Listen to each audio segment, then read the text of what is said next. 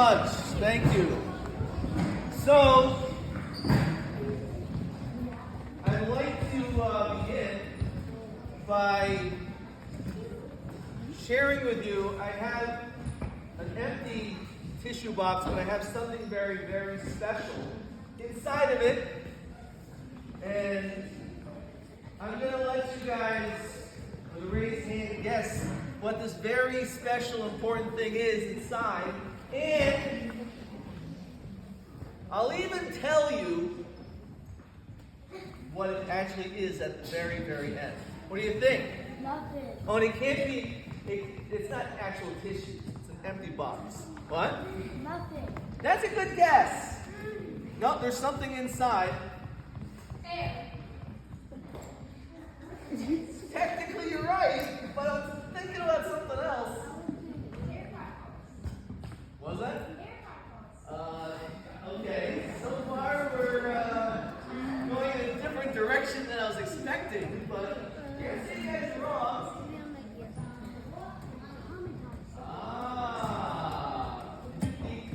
We'll see if that's correct. Yes.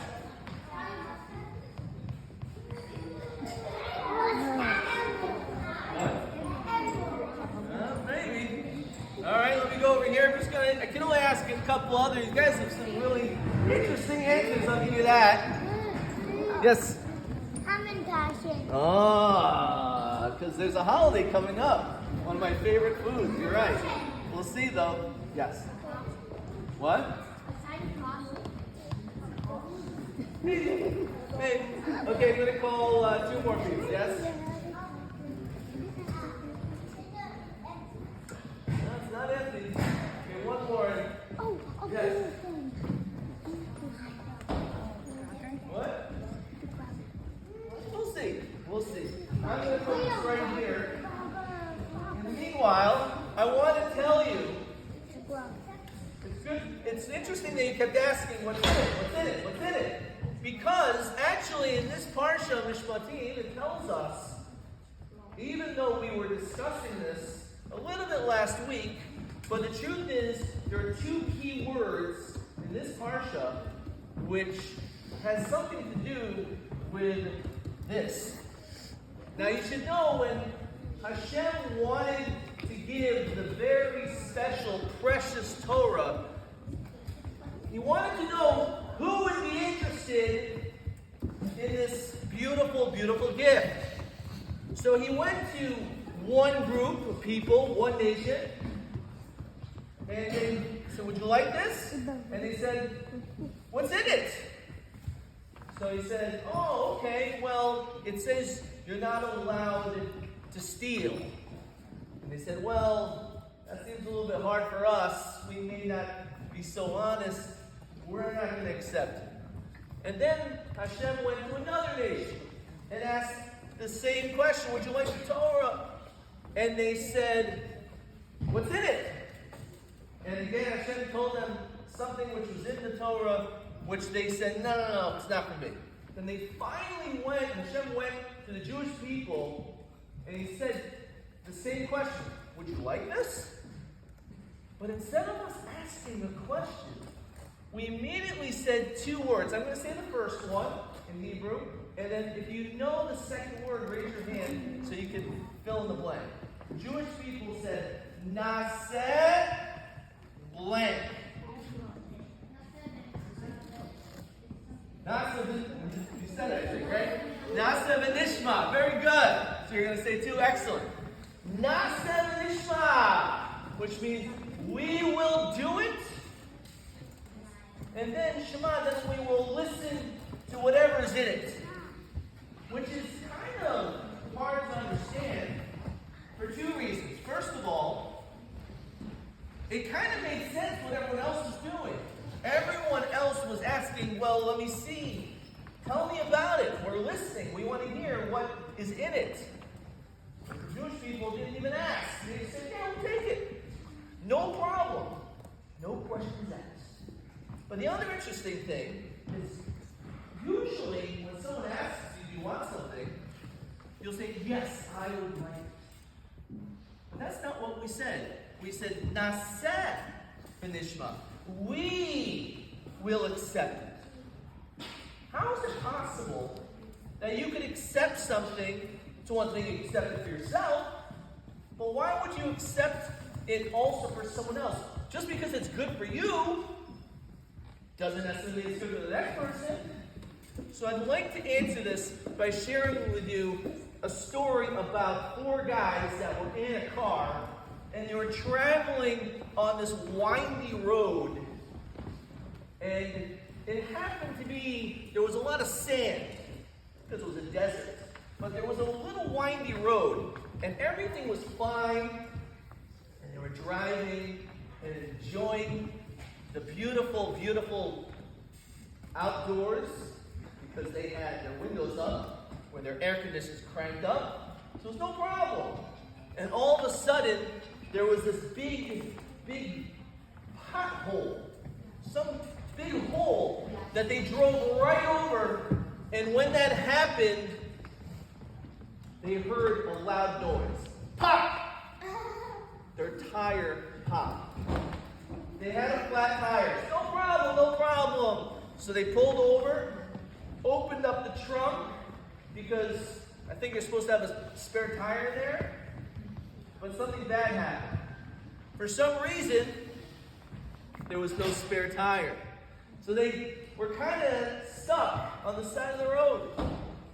And as they were driving, they didn't really bring so much food. They didn't bring so much water. And there was not so many people that traveled on that road. So they were wondering, I hope someone comes soon. Because if they come soon, hopefully they'll have something for us to drink. And they waited a few minutes, and they were getting, as you can imagine, pretty thirsty. And all of a sudden, this big van starts driving by, and they're waiting. Stop! Stop! And all of a sudden, he slowed down and finally stopped. So the guy put down his window, and he saw these guys. They were all sweaty, probably quite thirsty. So the guy pulled over. When he pulled over, he stuck his hand out the window with a bottle of water. And he said to one of the 4 guys, "Would you like some water?" So the man said, "Yes, we would like some water." So the guy said, "Well, 1 second. I wasn't asking all of you guys. I'm just asking you. I understand you said I want water, but how do you know those other 3 people next to you also want to drink something?" So he said, "It's obvious. Because water is so important. It's so essential.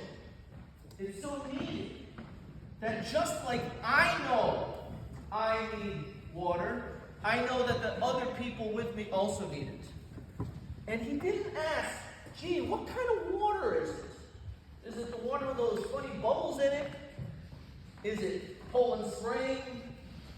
They didn't ask him the type of water. They were happy to accept it because they knew 100% it was good. Now, I'll tell you something interesting. Not everyone knows, but upstairs we have actually a Torah. And we read the Torah not just on Shabbat, not just on Saturday.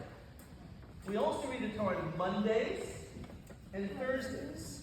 And the reason is explained is that a person cannot go 3 days without drinking water. We need water. It's essential for us to be able to live, to have water.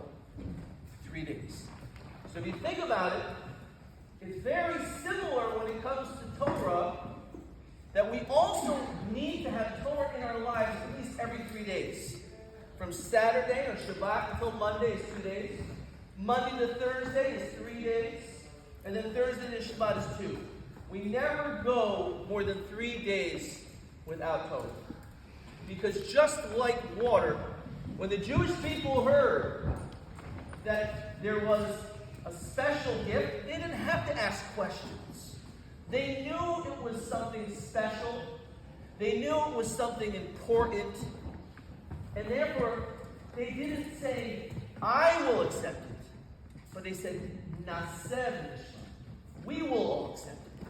Because we know that just like water, it is something that is very, very special. And that again is taken, those two words, Naseh v'nishma, is actually found in this week's Parshat. Oh, before I forget,